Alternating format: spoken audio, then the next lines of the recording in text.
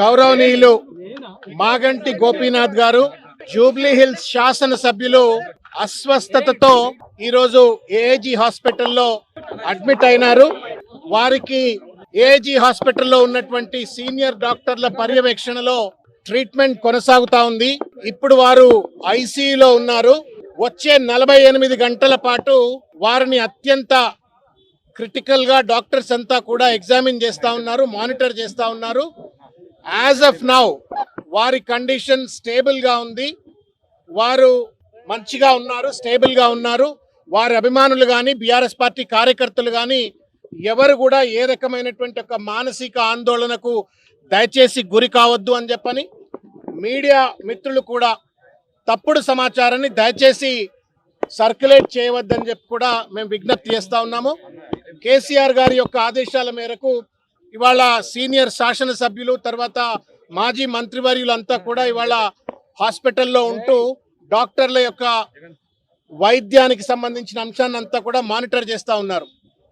ముఖ్యంగా ఏంటంటే 23 తారీఖు నాడు ఏదైతే బీఆర్ఎస్ పార్టీ మైనారిటీ విభాగానికి చెందినటువంటి అత్యంత కీలక నాయకుడు, బోరబండ డివిజన్ చెందినటువంటి ఒక నాయకుడు, ఆయనకు అత్యంత సన్నిహితుడు, 24 గంటలు వెంబడి ఉండేటువంటి ఒక అత్యంత సన్నిహితుడైనటువంటి సర్దార్ ఆత్మహత్య చేసుకోవటము, అక్కడ బాబా ఫసియుద్దీన్ అనేటువంటి ఒక వ్యక్తి యొక్క ప్రేరణకు గురై ఒత్తిడికి గురై మానసిక ఒత్తిడికి గురై ఆత్మహత్య చేసుకున్నాడు అన్నటువంటి ఒక వార్త విన్నప్పటి నుండి ఈ ఇన్సిడెంట్ జరిగేంత వరకు కూడా అనేక రకాలైనటువంటి ఒక మానసిక ఒత్తిడికి వారు గురైనారని వారి కుటుంబ సభ్యులు చెప్తా ఉన్నారు.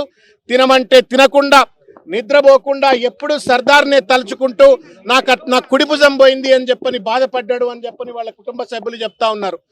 దానికి తోడుగా పోలీసులు చర్య తీసుకోండి, సర్దార్ వీడియో తీసి మరి కంప్లైంట్ ఒక రకంగా ఇచ్చిన తర్వాత కుటుంబ సభ్యులు చెప్పిన తర్వాత కూడా పోలీసులు ఏమాత్రం చర్య తీసుకోవట్లేదు అని చెప్పని వాపోయినరు అని సాక్షాత్తు కూకట్పల్లి శాసనసభ్యులైన కృష్ణారావు గారితో దాదాపు ఇవాళ కలిపి దాదాపు 10-12 సార్లు ఫోన్లో మాట్లాడి గంటలు మాట్లాడి పోలీసులు ఈ రకంగా ఎందుకు వ్యవహరిస్తూ ఉన్నారు, సర్దార్ చాలా మంచివాడు, మానవత్వం ఉన్నవాడు, బీఆర్ఎస్ పార్టీకి మంచి కార్యకర్త, నా కుడిభుజం లాంటి వాడు చనిపోయిండు అని చెప్పని సొంత కుటుంబ సభ్యుడు పోతే ఎంతైతే బాధపడతాడో అంత బాధపడ్డాడు, ఒక ఒత్తిడికి గురైండు అని చెప్పని వారు కూడా చెప్పినారు, కుటుంబ సభ్యులు కూడా చెప్పినారు.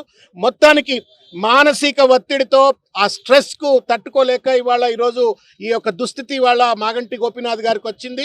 భగవంతుడిని మేము బీఆర్ఎస్ పార్టీ కార్యకర్తలుగా నాయకులుగా మేమంతా ప్రార్థిస్తా ఉన్నాం. ప్రజల్ని కూడా మేము విజ్ఞప్తి చేస్తా ఉన్నాము. వారి ఆయురారోగ్యాల కోసం వారు మంచిగా ఒక 48 గంటల్లో వెంటనే కూడా రికవర్ అయిపోయి ఆరోగ్యాలతో ఆయురారోగ్యంతో బయటికి రావాలని చెప్పని భగవంతుడిని ప్రార్థించాలా, ఎక్కడికక్కడ పూజలు చేయాలని చెప్పని కూడా మేము విజ్ఞప్తి చేస్తా ఉన్నాం. మంచి నాయకుడు, మా ప్రజలకు అందుబాటులో ఉండే నాయకుడు కాబట్టి ఆయన బాగోగు కోసం అందరూ కూడా భగవంతుడిని ప్రార్థించాలని చెప్పని విజ్ఞప్తి చేస్తా ఉన్నాం.